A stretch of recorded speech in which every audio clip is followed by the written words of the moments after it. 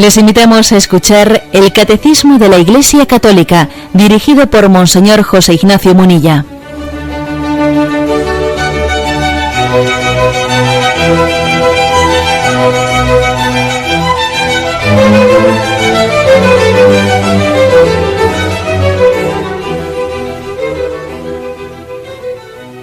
Un cordial saludo a todos los oyentes de Radio María. Un día más, con la gracia del Señor, proseguimos el comentario del Catecismo de nuestra Madre, la Iglesia.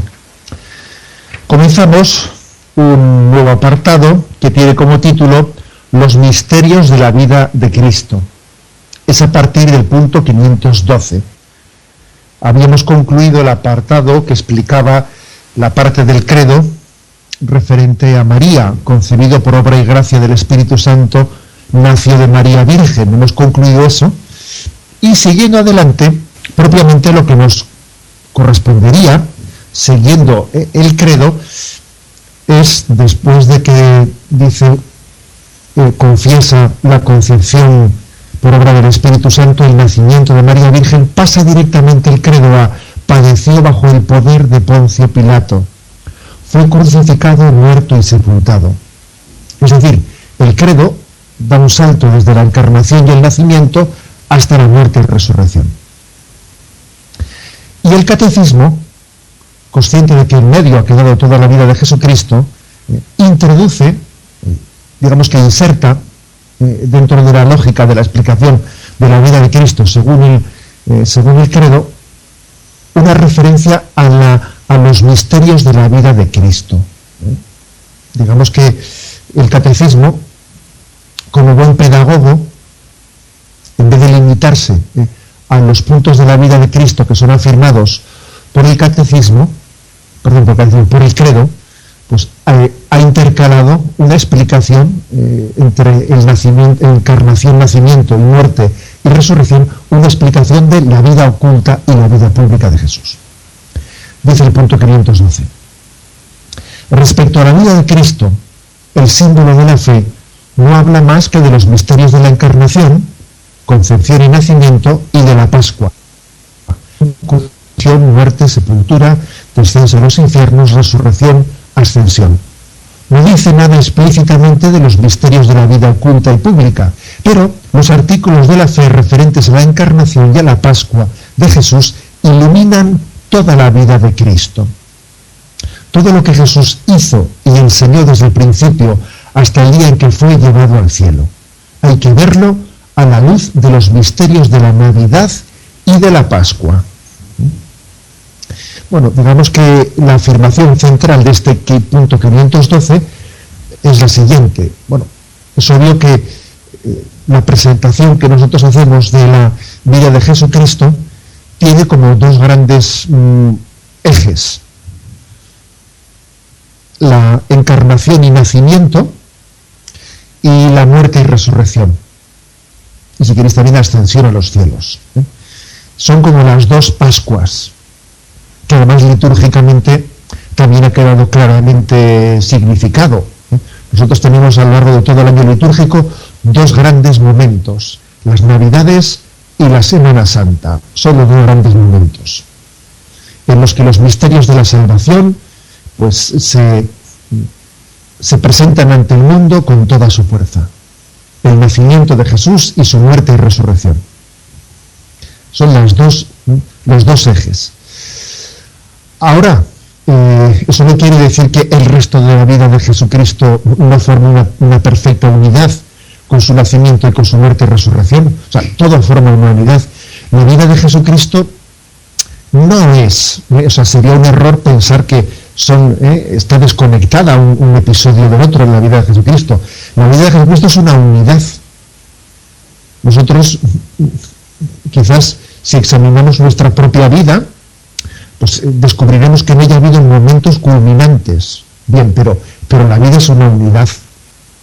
La vida es una unidad y sería un error subrayar en exceso los momentos culminantes de la vida hasta el punto de separarlos o desconectarlos del resto de la vida. Sería un error.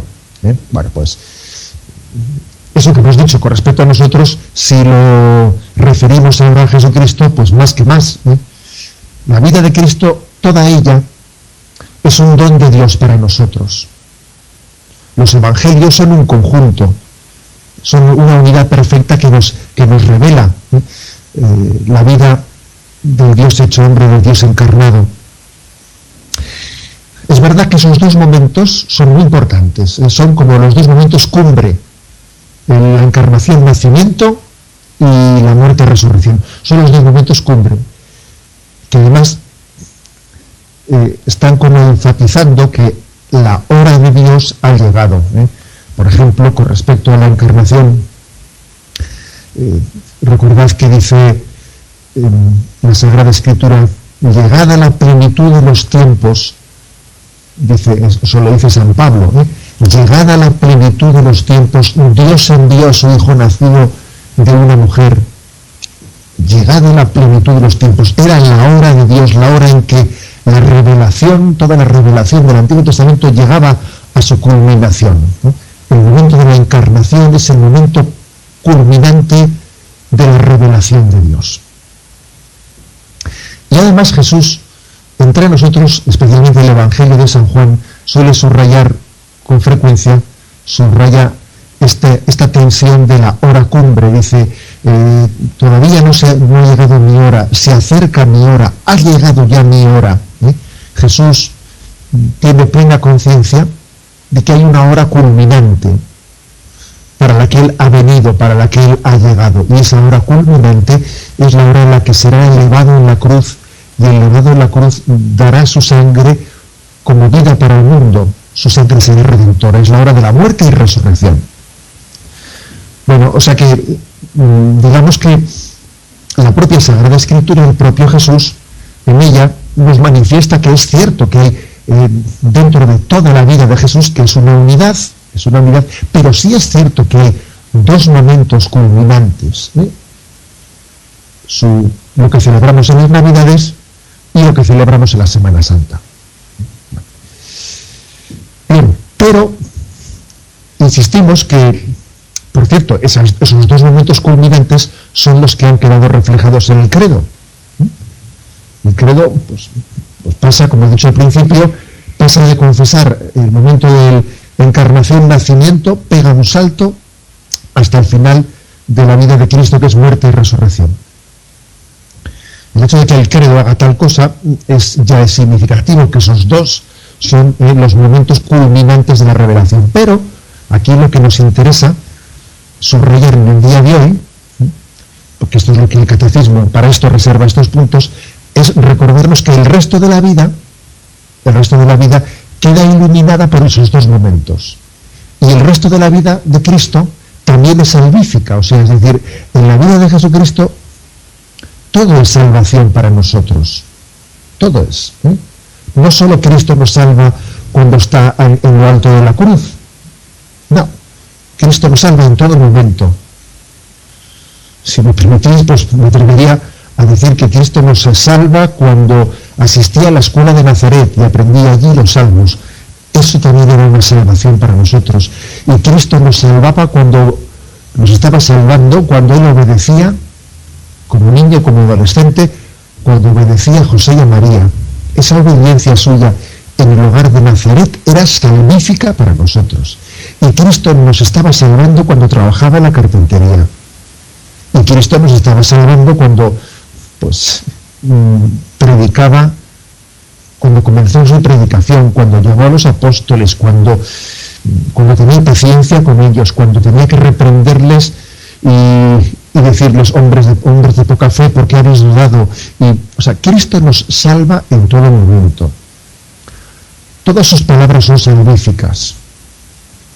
Es verdad que al final el momento cumbre de la salvación ha sido su muerte y resurrección, porque en ellos Cristo ha querido que la entrega de su sangre y su resurrección haya sido, entre comillas, el precio que Él ha pagado por nuestra salvación. Pero, fijaros bien, hagamos una hipótesis que, que tiene, puede servir, pero tampoco no nos liemos con ello. Pero bueno, hagamos una hipótesis. Dios nos podría haber salvado sin necesidad de que en el momento final de la vida de Cristo hubiese habido su muerte y resurrección. Podía haberlo hecho. Es decir, Cristo, o sea, Dios puede llevar a cabo nuestra salvación sin necesidad de derramamiento de sangre para ello. Podía haberlo hecho sencillamente, pues, bueno, su mero estar entre nosotros ya era muchísimo más de lo que nosotros pudiésemos llegar a haber soñado. Su mero estar entre nosotros, su mero predicarnos, Por eso subrayemos, toda la vida de Cristo es salvífica. De hecho, quiero subrayar un detalle que yo creo que es muy iluminador. A mí, por lo menos, cuando caí en cuenta de ello, me ayudó mucho a entender esto que yo estoy predicando. Bueno, pues algunos ya lo sabéis, yo antes de ser obispo pues fui párroco de una parroquia que tiene la advocación de El Salvador, parroquia del Salvador de Zumarra. Allí fui párroco y comenzamos desde allí los programas de Radio María. Esto es el catecismo. Bueno, pues recuerdo que en una ocasión, como la parroquia no tenía, digamos, un día concreto durante el año en el que celebrásemos el día de la advocación de la parroquia, recuerdo que haberme hecho la siguiente pregunta. Bueno, vamos a ver, entonces, esta es la parroquia del Salvador. ¿En qué día del año celebra su fiesta? ¿Qué día del año se celebra la fiesta de El Salvador? Y claro, dice uno, bueno, no lo sé. No hay así ninguna fiesta que tenga ese nombre, del Salvador. ¿Será el día del nacimiento de Jesús? Dios dará un Salvador. ¿O será el día de su muerte? Porque Él nos salvó entregando su vida en la cruz. ¿Será el día de la resurrección? ¿Será el día del envío del Espíritu Santo? ¿Qué día del año se celebra el Salvador? Recuerdo haber hecho esa pregunta, así los responsables de la liturgia de la diócesis, y recuerdo que uno de ellos me dio la siguiente respuesta. Me dijo, tradicionalmente el Día del Salvador se ha celebrado el 6 de agosto, que es el día de la transfiguración. Y es verdad, uno observa que los pueblos que tienen como patrono El Salvador, sus fiestas patronales han sido tradicionalmente celebradas el 6 de agosto. Claro, luego el día de la transfiguración. Luego es verdad que muchos las han ido cambiando ya por conveniencias de vacacionales o cosas por el estilo, pero me llamó la atención aquel dato, el hecho de que el día de la transfiguración del Señor se hubiese celebrado en muchos lugares la fiesta de El Salvador. ¿Y por qué la transfiguración? ¿Por qué unir la advocación del Salvador a ese acontecimiento en el que Jesús sube al monte Tabor y allí se transfigura? Su aspecto pasó a ser un aspecto glorioso, en el que ante Pedro, Santiago y Juan Él mostró su gloria. Porque yo personalmente he llegado a esta especie de convicción interior, y es que en la transfiguración precisamente lo que se subraya es que ese Jesús que ante nosotros, ¿no?, convivió con nosotros esos 30 años o más de 30 años, ocultando su gloria en el día al día, pues viviendo en el hogar de Nazaret, siendo un niño más entre los niños de Nazaret, colaborando con su padre en la carpintería, comenzando su vida pública, siendo a veces mal comprendido, a veces siendo tomado por un chalado por los demás y teniendo que ser humillado, etcétera. Ese Jesús que caminaba, en él habitaba la plenitud de la divinidad. Por eso la fiesta de la transfiguración es una fiesta muy interesante, porque es como subrayar que en medio de la cotidianidad Jesús nos salva. Es Dios que está con nosotros. La transfiguración es como un recordatorio de que la salvación de Cristo tiene lugar no solo en su nacimiento y en su muerte en la cruz, sino en todo momento. Aunque la gloria esté ocultada, Dios está con nosotros, en la vida de Cristo salvándonos. Y en la transfiguración Dios quiso que hubiese como un momento de, bueno, pues de visualización de tal cosa, de visualización, de un momento en el que el misterio de la divinidad que está oculto en Cristo como que se traslucía. Pero, de hecho, en el día a día, aunque estuviese oculto, estaba ahí. Dios está en Él es Dios, y Dios es Jesús. Por eso digamos que todo el resto de la vida de Cristo, aunque estuviese oculto, aunque de ordinario no estuviese transfigurado, como en ese momento que ocurrió allí en el monte Tabor, ¿no?, donde parece que la humanidad de Cristo, en vez de ocultar en ese momento, pues traslució lo que tenía dentro de ella, la divinidad. Pero aunque eso de ordinario estuviese oculto, toda la vida de Cristo es salvadora. Y por eso la fiesta de El Salvador se celebra, o se ha celebrado, digamos, tradicionalmente el 6 de agosto, el día de la transfiguración. Bien, pues en resumen, que los misterios de la vida de Cristo entre el nacimiento y entre la muerte, aunque en el credo no se recojan explícitamente, aquí el catecismo quiere dedicarles un tiempo suficiente de exposición. Pasamos al punto 513, que dice así: la catequesis, según las circunstancias, debe presentar toda la riqueza de los misterios de Jesús. Aquí basta indicar algunos elementos comunes a todos los misterios de la vida de Cristo para esbozar a continuación los principales misterios de la vida oculta y pública de Jesús. Dice el catecismo en este punto, bueno, el credo no habla de toda la vida de Jesucristo, habla de ese primer momento y último momento, pero claro, el credo hay que insertarlo en los evangelios. El credo en el fondo es como una concentración, es como una concentración de los misterios salvíficos que se expresan en los evangelios. Luego no hay que separar el credo de los evangelios. Bueno, y entonces él dice el catecismo, también, por lo tanto, conviene en momentos determinados esbozar la vida de Jesucristo. Y, por cierto, la imaginería y muchos retablos de nuestras iglesias han representado los distintos pasajes de la vida de Jesucristo. La infancia de Jesucristo, su vida pública, su muerte, los misterios de la pasión y los misterios gloriosos. Como 4 momentos distintos, digamos, de los misterios de la vida de Cristo. Los misterios de su infancia, los misterios de su vida pública, el misterio de su pasión y muerte y sus misterios de gloria. Básicamente, si os fijáis, pues siguiendo el mismo esquema de los misterios del rosario, el rosario ha querido acompañar la contemplación de la vida de Jesucristo. Es una metodología de contemplar el Evangelio desde María. El Evangelio está pensado así, y la reforma que hizo Juan Pablo II con respecto al rosario, introduciendo los misterios luminosos, lo dejó más claro todavía.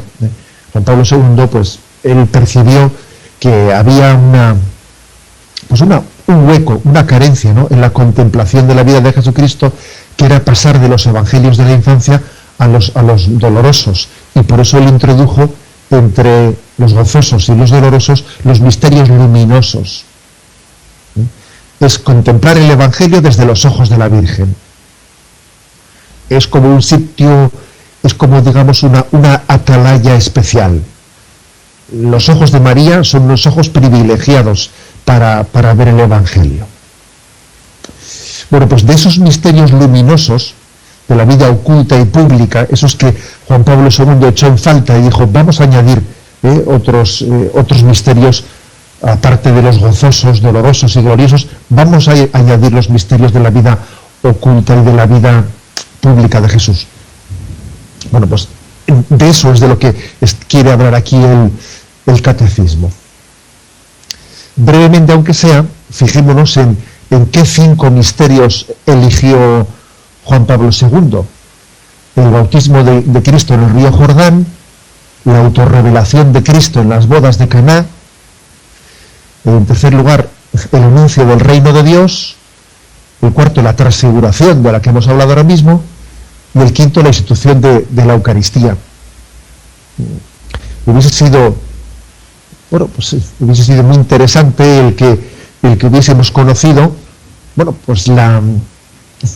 el camino por el que Juan Pablo II llegó a elegir estos 5 misterios. Yo me imagino, seguro, que él se aconsejó, que él, a la hora de elegir 5 episodios de la vida de Jesucristo, como los misterios luminosos de la vida pública, pues él tendría que elegir, y tendría su margen de duda, porque elijo este y no elijo el otro, etcétera, ¿no? Hubiese sido, interesante saber qué método se eligió hasta elegir estos 5 y por qué se excluyeron otros y se eligieron estos, ¿no? Hubiese sido interesante, pero en cualquier caso, partiendo de los 5 elegidos, pues nos ayuda mucho para entender que en estos 5 episodios también son como momentos de gracia de la vida pública de Jesús. El primero es el del bautismo en el río Jordán, al que nosotros tal vez no le damos la importancia suficiente, pero fijaros que el Evangelio de San Marcos comienza con ese episodio. Es curioso que es un episodio tan importante que algún evangelio, el evangelio que no narra el nacimiento de Jesús, sino narra la vida oculta, sino que comienza con la vida pública, comienzan con este episodio, con el del bautismo de Cristo en el río Jordán. En ese momento se produce una teofanía, una manifestación de Dios, ¿no? Este es mi Hijo amado, en quien me he complacido. Es Jesús que en medio de la multitud es señalado por la voz del Padre, y el Espíritu viene sobre él, que comienza, por lo tanto, a hacerse luz de quién es ese. Hay una progresiva iluminación, por eso Juan Pablo II les llamó los misterios luminosos. Se va haciendo luz progresiva para poder responder a la pregunta de quién es este y quién es Jesús de Nazaret. El segundo episodio elegido por Juan Pablo II para los misterios luminosos es el de la autorrevelación de Cristo en las bodas de Caná, que por cierto es curioso que lo haya dicho la autorrevelación de Cristo en las bodas de Caná. Podría haber dicho milagro de las bodas de Caná, pero no, le llaman autorrevelación de Cristo, porque ese milagro, como todos los milagros, son una revelación de Cristo.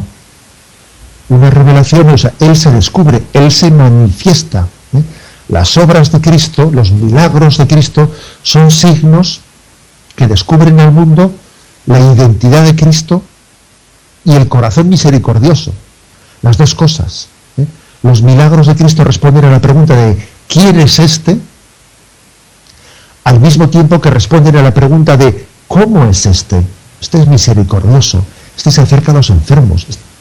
La pregunta de quién es este y cómo es este no es separable. Las dos cosas son una sola pregunta. O sea, que los milagros manifiestan que Él es Dios y que es un Dios bueno, que es un Dios misericordioso, que su poder lo utiliza siempre en favor de los enfermos y los pobres y los desposeídos. Insisto, ¿quién es este y cómo es este? Son una sola pregunta. Bueno, por eso la autorrevelación en las bodas de Caná es muy importante, porque él viene a revelarse como el esposo, que viene a traer alegrías al mundo, porque se les ha acabado el vino y este mundo no tiene, se le ha acabado sus alegrías. Las alegrías de esta vida se nos acaban, se nos agotan, se les ha terminado el vino.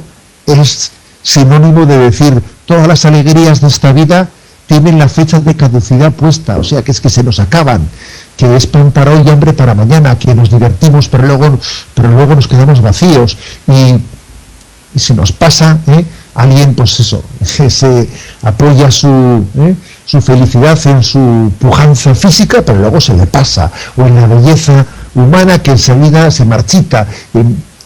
Ese se les ha acabado el vino, es imagen de toda alegría humana que se agota, por su propio dinamismo se agota. Y hay de aquel que se apoye en lo que es caduco, porque se llevará una gran decepción, tarde o temprano, más temprano que tarde.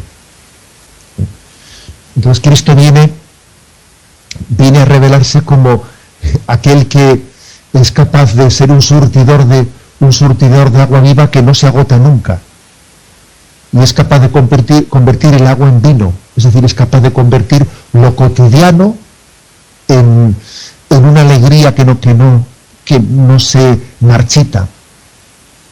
Bueno, por eso este segundo misterio elegido por Juan Pablo II es tan importante, la autorrevelación de Cristo en las bodas de Caná. El tercero, Cristo anuncia el reino de Dios. Jesucristo se revela no solo por sus signos salvíficos, sus milagros, ¿no?, sus gestos de misericordia. No, Jesús además también se anuncia por su palabra. O sea, la palabra de Cristo, su predicación, es una clave de su revelación. Es una revelación no solo con signos, sino también con palabras. Él es la palabra hecha carne. Y por eso nosotros le damos tanta importancia al ministerio de la predicación, al ministerio de la palabra. Porque Dios nos ha hecho seres racionales, capaces a través de los conceptos, ¿no?, de adentrarnos en los misterios. Ya sabemos que Dios está más allá de las palabras, eso es verdad, sí, pero aunque esté más allá de las palabras, Dios ha querido también expresarse, ¿no?, por medio de ellas. Y Cristo anunció el reino de Dios y lo predicó, y fue incansable en su predicación, y él anduvo, y como se dice popularmente, él pateó todas las sendas de la Galilea y de la Judea de su tiempo, proclamando el reino de Dios, diciendo: Dios ha llegado a vosotros, Dios está con vosotros, no estáis solos, no estáis solos. Dios quiere establecer su reino en este mundo a través tuyo, comenzando por reinar en tu corazón. Él quiere reinar en el mundo, haciendo un mundo diferente en el que reine el amor de Cristo. Bueno, pues ese es otro momento clave de la manifestación salvífica luminosa de Cristo en su vida pública. El cuarto misterio elegido, la transfiguración, cuarto misterio luminoso, la transfiguración. Bueno, de ella ya hemos hablado antes, y no voy a explayarme ahora. La transfiguración es el momento, como he dicho en una palabra, en el que en medio de la cotidianidad, en medio de lo que era el día a día de la convivencia de Jesús con sus apóstoles, de repente les refleja que la plenitud de la divinidad habita en esa humanidad. Y por un momento Cristo destella la gloria. Y todos los apóstoles se conmueven al ver que en ese Jesús humilde se oculta la divinidad. Y por último, el último misterio luminoso elegido por Juan Pablo II es la institución de la Eucaristía. Porque la forma en la que Cristo, ese Cristo Salvador, nos va a comunicar su mensaje, va a ser el conducto sacramental. Los sacramentos van a ser el conducto privilegiado por el que Dios nos alimente. Los sacramentos van a ser, como, si me permitís la expresión, el cordón umbilical. El cordón umbilical es por el que Cristo da su vida, da su gracia al mundo. Es hermoso ver los sacramentos bajo esa imagen. Imaginémonos que nosotros somos como un niño que está siendo gestado por su madre. Estamos nadando como le ocurre a un niño antes de haber nacido, en el seno de su madre y conectados con ella por medio del cordón umbilical que recibe el alimento. Bueno, eso somos nosotros. La madre es la Iglesia. Estamos en su seno y recibimos de ella el alimento de los sacramentos a través de ese cordón umbilical. Y llegará un día en que esa madre nos dará a luz. Y el día en que nos dé a luz será el día de nuestra muerte, cuando naceremos para la vida eterna. Pero mientras tanto estamos siendo gestados para la vida eterna y estamos siendo alimentados por el cordón umbilical que son los sacramentos. Por eso el quinto misterio luminoso es la institución de la Eucaristía. Bueno, yo me he atrevido a hacer aquí una especie de interpretación de por qué Juan Pablo II eligió estos 5 misterios luminosos. Pero lo que quiero subrayar es que, al igual que aquí el Catecismo siente la necesidad de introducir dentro de la explicación del credo pues los misterios de la vida pública de Cristo, oculta y pública, también Juan Pablo II en la explicación del Catecismo, por ello introdujo entre los gozosos y los dolorosos los llamados misterios luminosos de la vida pública de Cristo. Tenemos un momento de reflexión. 514. Toda la vida de Cristo es misterio.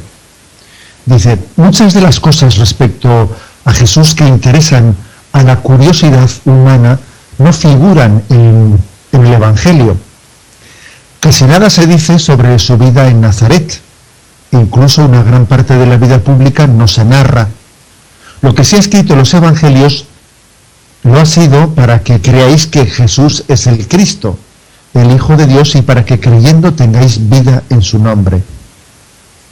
Bueno, aquí se nos hace una precisión, el punto 514, que nosotros no podemos acudir a los Evangelios pues como acudimos a una biografía moderna intentando mirar en ella detalles y curiosidades, ¿no? Hoy en día nosotros nos hemos acostumbrado a, pues yo qué sé, pues uno va a internet, se mete en Wikipedia y dice, a ver qué cuentan de este, y a ver qué detalles, miran en qué fechas concretas estuvo. Bueno, o sea, es decir, no podemos aplicar nuestros esquemas de la historiografía moderna a la hora de acercarnos a los evangelios. ¿Eso qué quiere decir? ¿Que los evangelios no son históricos? En absoluto, los evangelios son históricos, por supuesto. Los evangelios no son una biografía. Bueno, sobre esto, la verdad es que sobre esa pregunta de si los evangelios son una biografía o no, se ha escrito mucho, se ha discutido mucho. Y bueno, durante un tiempo la opinión dominante era la que decía los evangelios no son una biografía. Pues porque en ellos no hay una pretensión como la historiografía moderna pues más o menos pues ha ido imponiendo, ¿no? Pues no son una pretensión de ir de una manera ordenada, detallando, relatando paso por paso. No, hay grandes espacios sobre los que no se dice nada. Entonces uno dice, vamos a ver, ¿son una biografía? Pues hombre, desde el punto de vista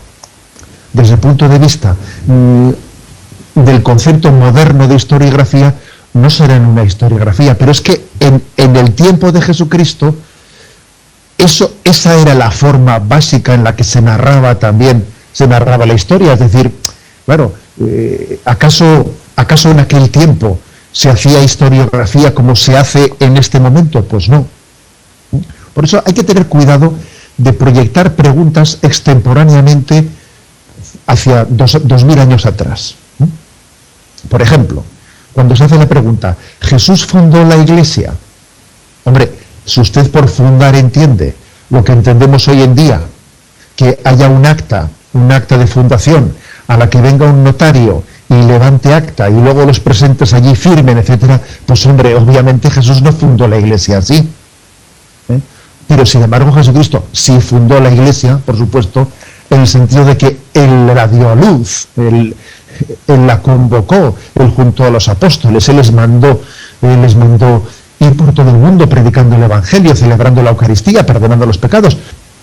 Es decir, hay que tener cuidado con que las palabras que utilicemos no sean extemporáneas, o sea, no sean palabras que pretendan desde una concepción moderna actual de la pregunta, pretender que el Evangelio responda a los parámetros de nuestros días. Jesús sí fundó la Iglesia, pero claro, oiga, no pretenda usted que se entienda entonces por fundar el formalismo, digamos, el formalismo legal que hoy supone fundar una cosa, ¿no? Los evangelios narran la historia de la vida de Jesús, por supuesto que la narran, pero no pretenda usted pues entender por historiografía lo que se entiende hoy por historiografía. Vale. Esto que estoy diciendo, que parece un poco de sentido común, me parece que a veces nos hemos hecho ciertos líos innecesariamente. Claro, cuando se ha dicho, no, es que los evangelios de Cristo no son una historiografía. Luego, si no son una historiografía, entonces lo que son como unos relatos piadosos que ya parece que no son históricos. No, mire usted, los evangelios sí son históricos. No, mire usted, Jesús sí fundó la Iglesia. El hecho de que digamos que no la haya fundado en el sentido legal, pues eso, de notario y de acta fundacional, no quiere decir que no la fundase. El hecho de que los evangelios no respondan al género literario actual de historiografía, pues no quiere decir que no sean históricos y que no narren la vida real de Jesús. Vale. Esto me parece que es un poco pues obvio, pero bueno, a veces decir las cosas obvias puede ser bueno. Un detalle en el punto 514. Dice que el propio Evangelio ya da a entender con qué espíritu se ha escrito. Por ejemplo, Juan capítulo 20, versículo 30 y 31, dice: muchos otros signos que no están escritos en este libro hizo Jesús a la vista de sus discípulos. Es decir, el propio Evangelio de San Juan dice, es que no lo hemos contado todo. Claro, si uno ha convivido 3 años con Jesús, muchos han querido contar lo que les ha parecido lo sustancial. Los evangelistas coinciden en lo sustancial, pero al mismo tiempo también tienen diferencias entre ellos. Por cierto, uno de los argumentos de historicidad de los evangelios es precisamente este. El hecho de que los 4 evangelios narren sustancialmente lo mismo, pero tengan diferencias suficientes como para autentificar las fuentes distintas, ¿no? Esto es como cuando un profesor, pues eso, en su asignatura pone un examen y ve que 2 que han estado sentados uno al lado del otro, pues sospechosamente tienen el examen demasiado igual, hasta el punto de que cuando uno también se equivoca, el otro se equivoca porque le copia lo que se ha equivocado. Y entonces, claro, dice, demasiado igual para que haya nacido de cada uno. Estos se han copiado. Bueno, algo así ocurre con los evangelios, que los evangelios, uno de los argumentos de historicidad de los evangelios es que aunque hablan de lo mismo, no se copian. O sea, es decir, tienen la suficiente originalidad propia para haber sido contados por cada autor. Es un argumento añadido de historicidad. El criterio de múltiples fuentes. Hay múltiples fuentes narradas en los evangelios y a veces cuentan cosas complementarias hasta que, a veces incluso dice, este cuenta un detalle que parece que no es totalmente conjugable con este. Pero fíjate, si se hubiesen pretendido copiar, lógicamente no hubiesen puesto eso, sino que es interesante ver cómo los evangelios narran los mismos acontecimientos, pero es obvio que no han sido copiados uno a otro, sino que han nacido de fuentes distintas que han contado un mismo hecho. Bien, este punto es un punto añadido al 514, aunque la afirmación principal que aquí quiere hacerse es la siguiente, ¿no? Está afirmada en la última frase. ¿Con qué intencionalidad se han escrito los evangelios?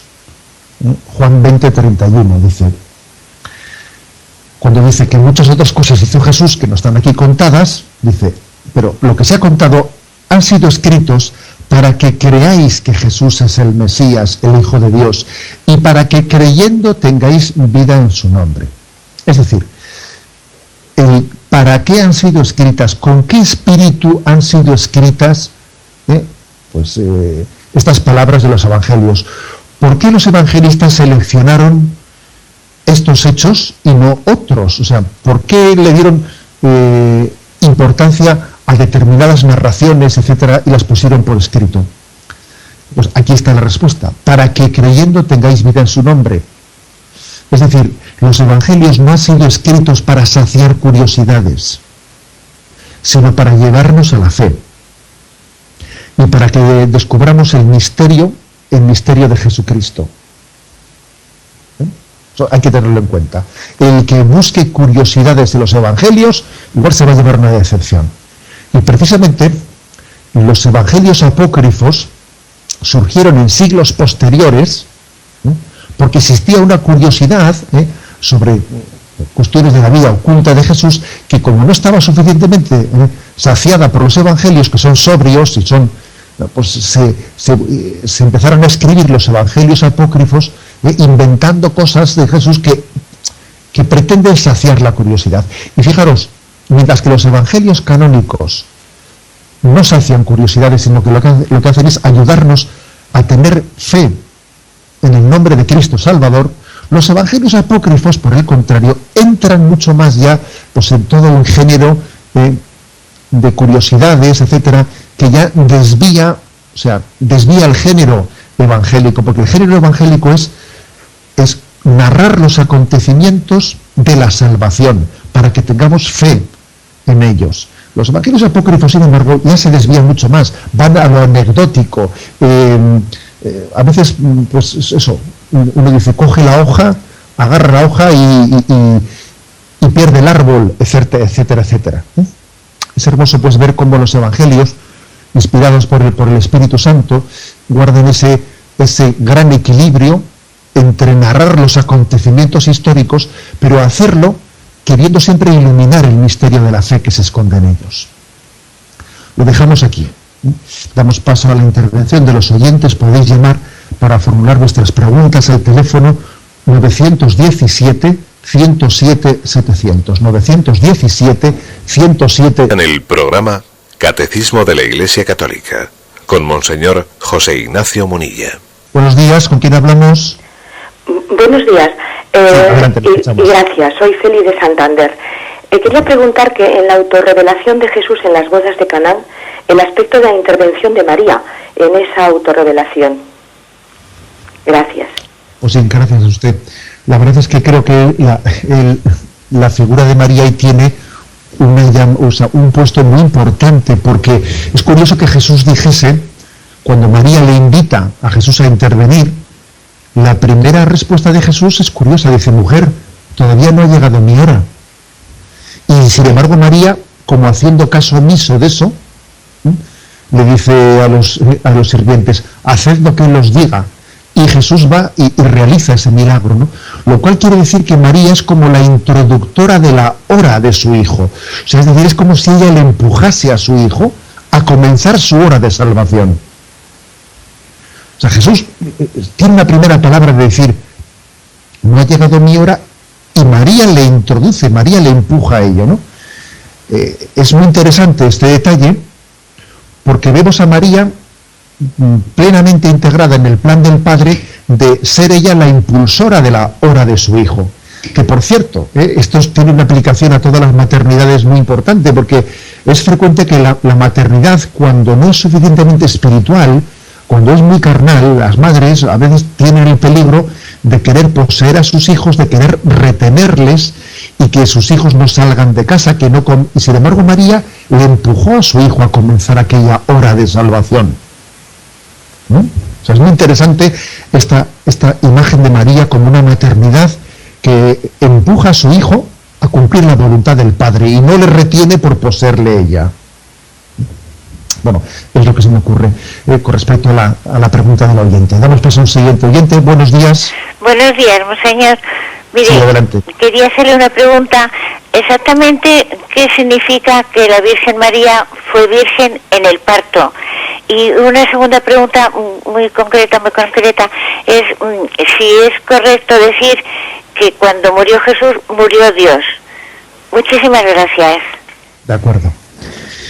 Mire, pues las dos preguntas. La primera, ¿qué significa, además usted dice exactamente qué significa la afirmación de fe que hacemos los católicos, que María fue virgen no únicamente antes del parto y después del parto, sino en el mismo parto?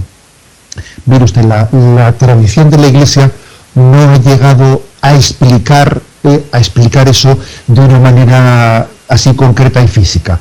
O sea, la Iglesia no ha dicho nunca, a ver, esa virginidad del parto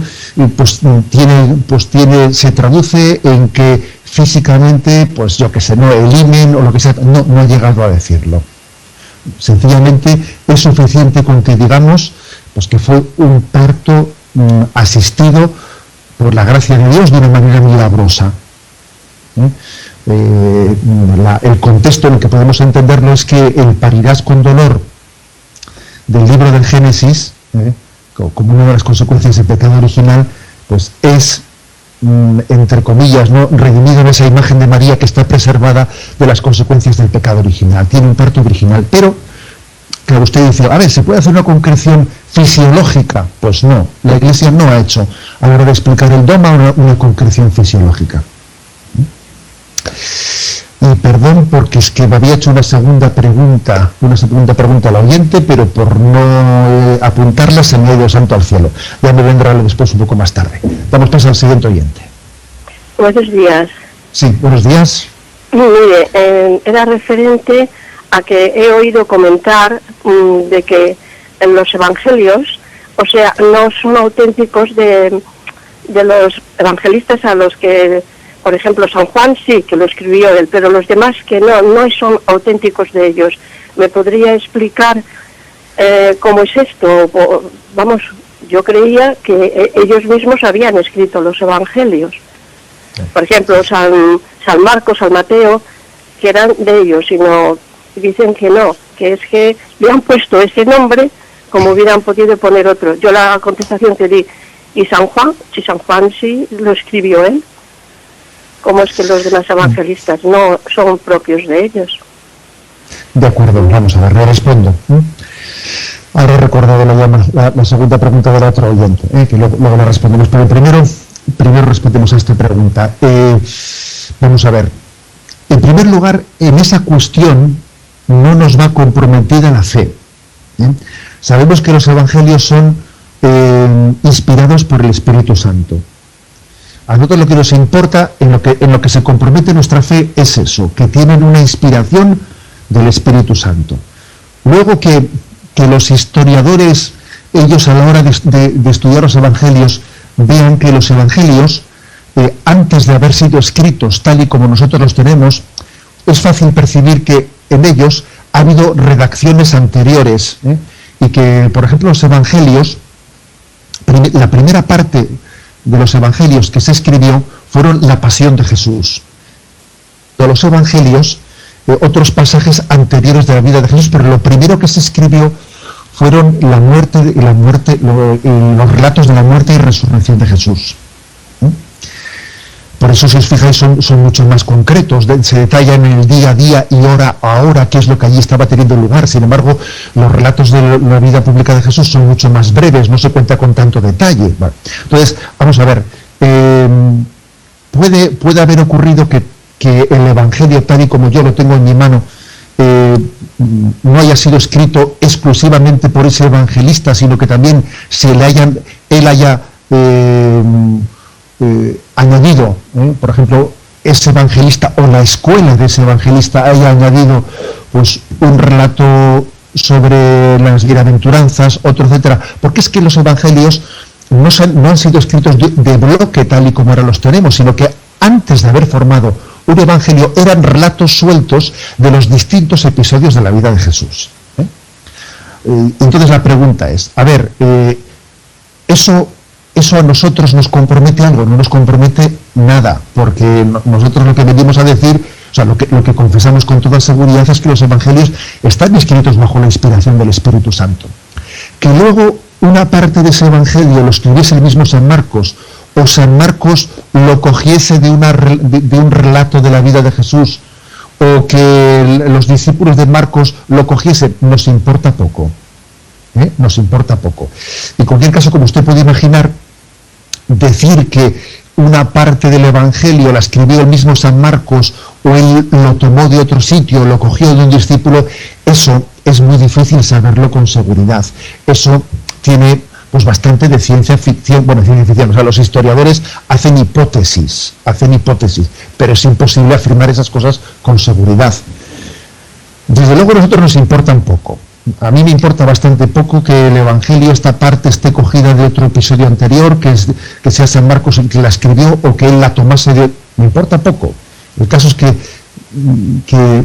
está escrita y recopilada bajo la inspiración del Espíritu Santo y nos es suficiente.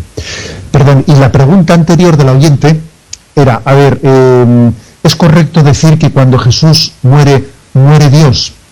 Sí es correcto decirlo, porque Jesús es Dios.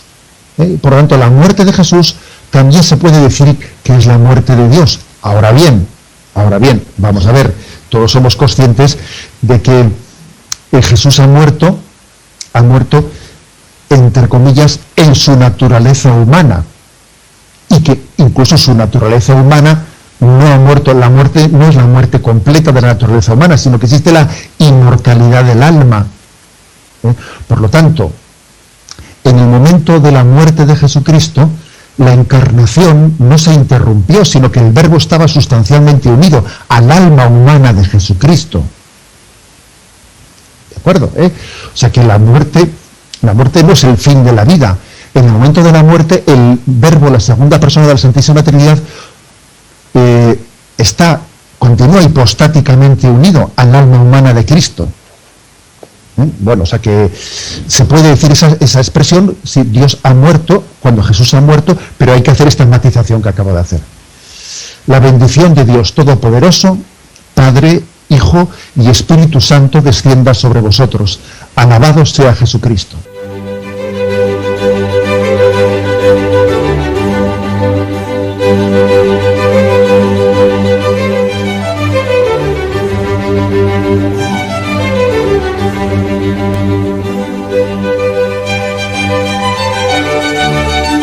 Han escuchado en Radio María el Catecismo de la Iglesia Católica, un programa dirigido por Monseñor José Ignacio Munilla.